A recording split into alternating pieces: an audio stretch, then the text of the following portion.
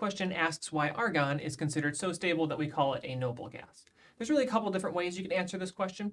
One is to look at the electron configuration. The electron configuration 1s2, 2s2, 2p6, 3s2, 3p6 has all full orbital shells. There are no unpaired electrons in these shells. Having completely full orbital shells, there's no real place for this molecule to be reactive.